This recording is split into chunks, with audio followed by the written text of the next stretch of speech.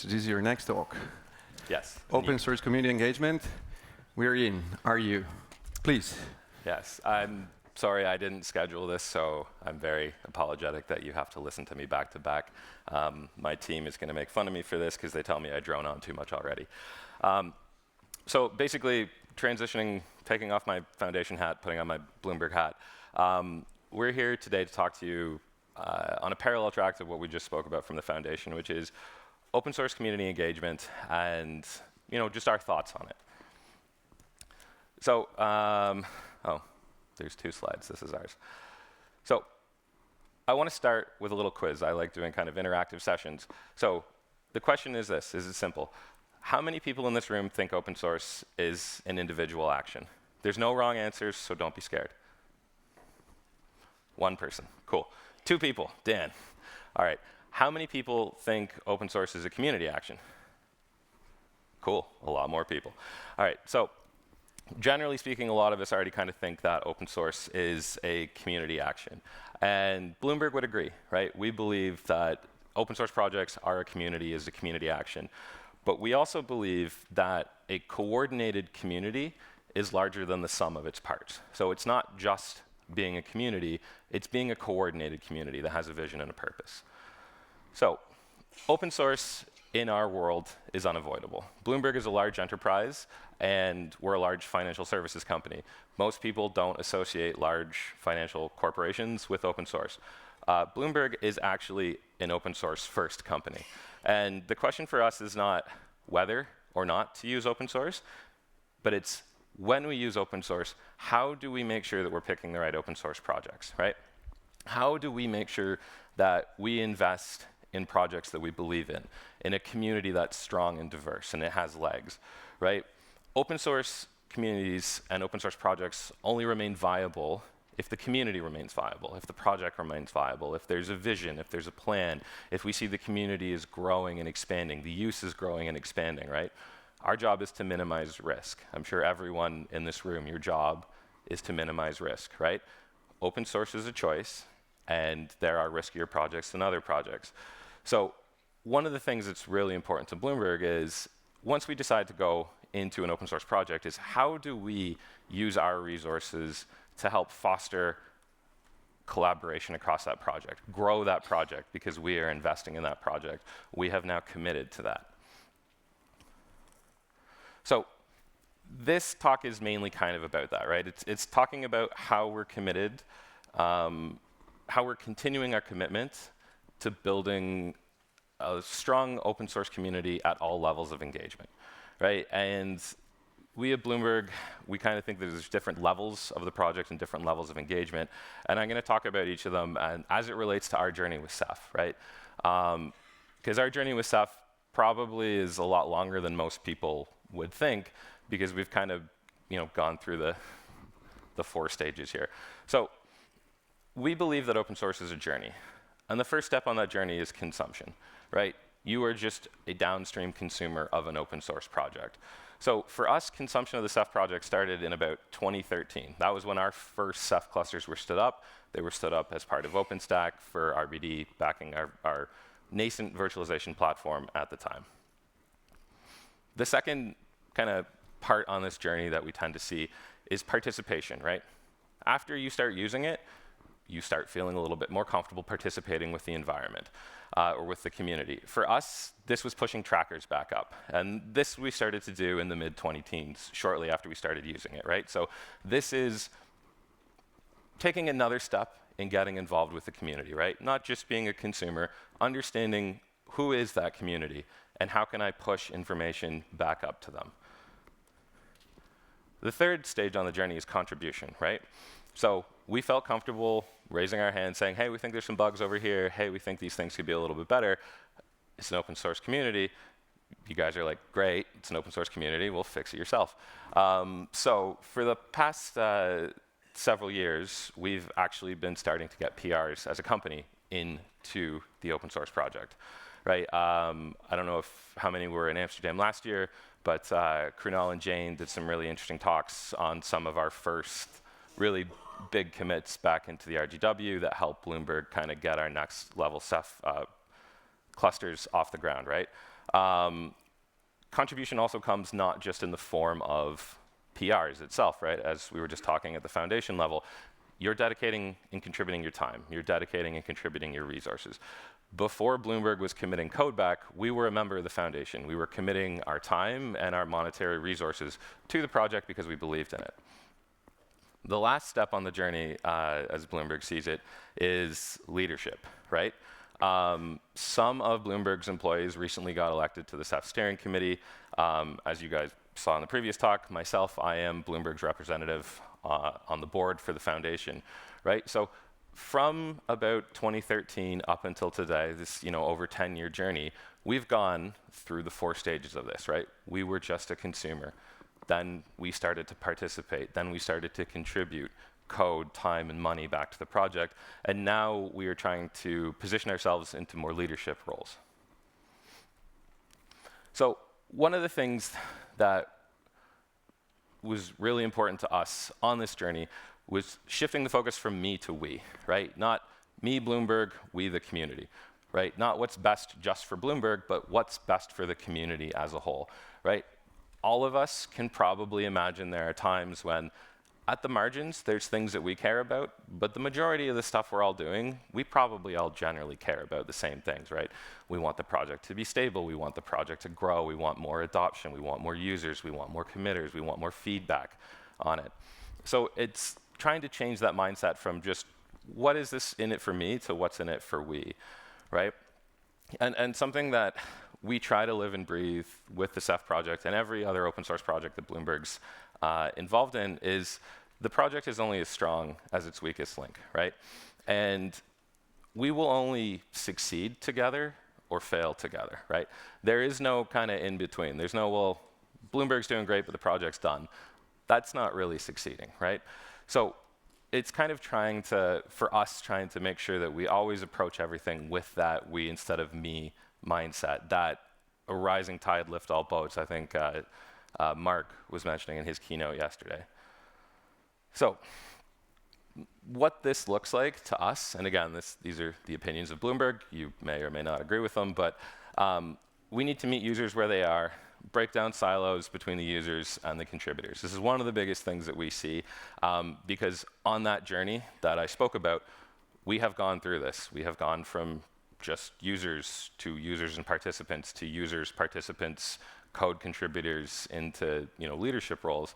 So what we want to do is we want to continue to help put our time and money into the evolving and growing of the user developer summits. I know that Neha and Vincent started that at the beginning of this year. We've had a couple really good sessions. It was nice to see that. We want to continue to foster that and ensure that action is taken, right? I think Neha touched upon this as well in some of her talks, right? Listening to people is good. Listening to people and showing them action at the end of it is even better. Another thing that we want to try and help do is to try and be objectively self-reflective, right? Ceph is great, but Ceph does have some rough spots, right? And it's okay not to be everything to everyone all the time. And it's okay to draw a box and say, this is what we are and this is what we're not, right? So being able to try and help enumerate what are the strengths of the project, what are the weaknesses of the project, how do we continue to play to our strengths, how do we try to address our weaknesses. Another thing that we're really interested in trying to do, and we've kind of been on the outside of these dev user things, is how do we shorten the feedback loop, right? A lot of people that I've talked to today have said it's hard to get good feedback from real users on the project, right? We want to fix everything, but we don't know where the pain points are. How do we shorten that, right? How do we get more people who are at the lower side of the curve, right? Just the consumers, maybe not participants yet. How do we get them from consumer to participant? How do we get them giving that feedback? And then how do we shorten that feedback loop, right?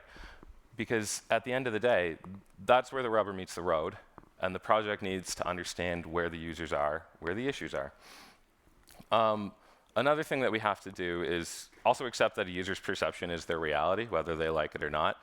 We use Ceph at a very large scale, and there's lots of people that we met that are like, Ceph is awful, we had a bad experience with it, we'll never use it again. And we're like, it's not that bad, right? Like, you may have had a bad experience, but it's okay, you can come back in, right? We have to be okay that that user's perception is their reality, and we have to work to change that perception and that reality to get them back engaged with the project. And another thing that we want to really push towards is really trying to unify the community, right? We talk a lot about the user community and the developer community. There should just be a community, right? It's all of us, we're all in this together. So we want to try, and this ties nicely into what we kind of talked about as the board priorities, right? Bloomberg really wants to try and put our time and resources into broadening and deepening project participation, right? We need to get more people in the project at all of the levels across that journey, right? We want more people to use Ceph. We want more people to participate with the project. We want more people to contribute their resources to the project. We want more people in leadership roles, right? So as we talked about at the foundation talk, this isn't just about putting money in or just about putting code in, right? This is about volunteering your time. This is about becoming an ambassador, getting involved in a foundation committee to help move the project forward, right? We need to create the desire and the need for more people to get into this project. And that's one of the things that we are really trying to invest our energy in, right? Trying to pull more people towards the project. You know, as I spoke about before, we're pushing some of this to be a more open, more transparent, decentralized way to engage with the project, right? If there's a public GitHub that says what the foundation does and what the committees do and why it's important and how it supports the project, it becomes very easy for a new person to look at that, to read that, to understand why it's important, why they should get involved, why this is a vibrant community that has legs. So we need to coordinate and focus contributions to meet the challenges of today and the opportunities of tomorrow. This is, again, something we touched on in the board, right?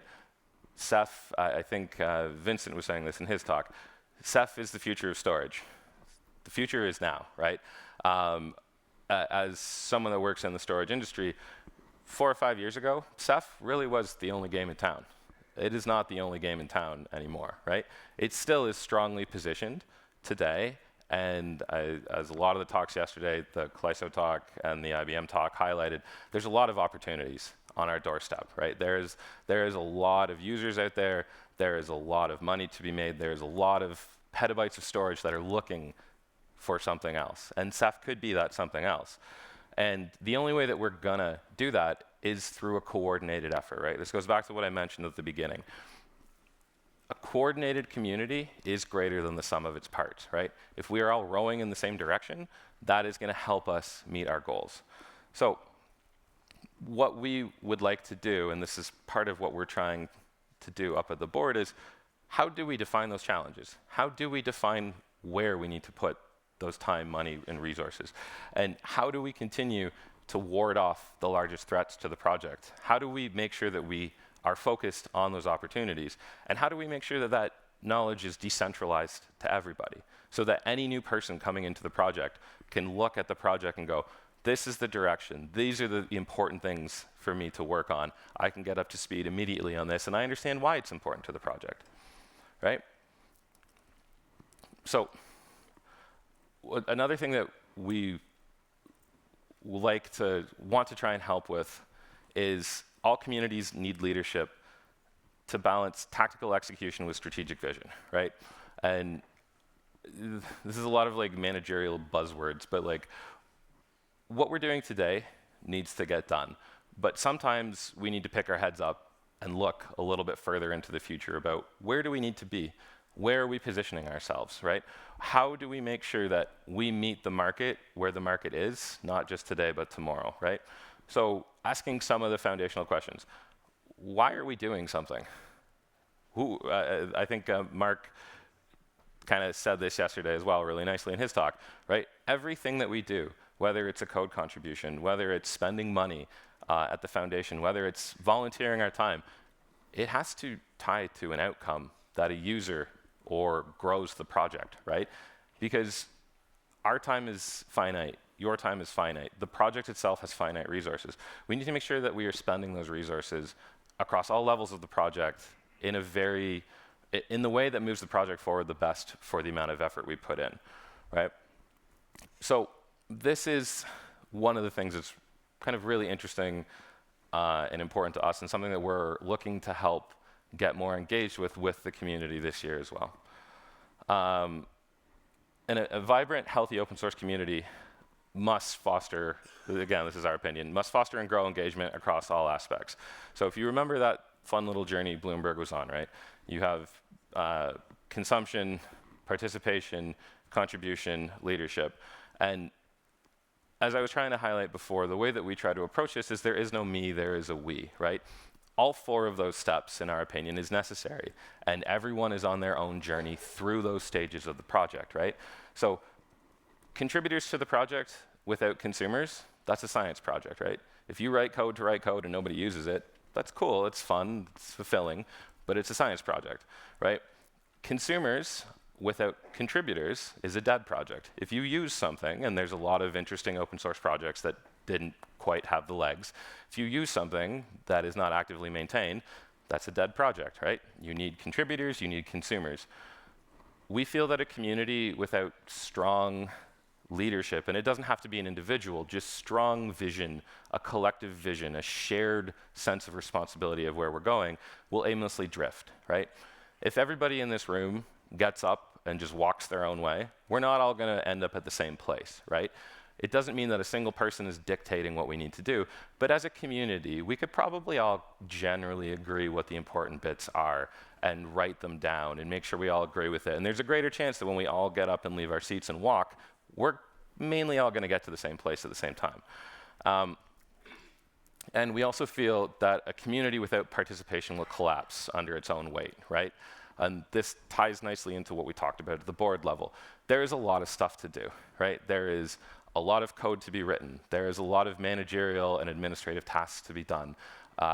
Planning Ceph-Steering, I believe Dan, Josh, and Neha said this was the last 6 months of their lives to get these 3 days out, right? There is a ton of behind-the-scenes work that goes on to keep this project running. So a community that doesn't have active participation will collapse because, you know, there's just not enough time and enough people to do everything. So I was channeling my JFK as I wrote this, and I think one little fun thing that's easy for us all to try and remember as we leave this room is ask not what Ceph can do for you, but ask what you can do for Ceph. So Bloomberg, we've been on this really fun open source journey, and it's been a hell of a wild ride, right? Like, we've had terrible outages. We've had, you know, really good talks with other people in the community that are similar to us. And we still remain very invested with our time, our engineers, our money to this project. We believe in this project. We believe this project has legs. And we are hoping that everyone else feels the same way about this. So we're in. Are you?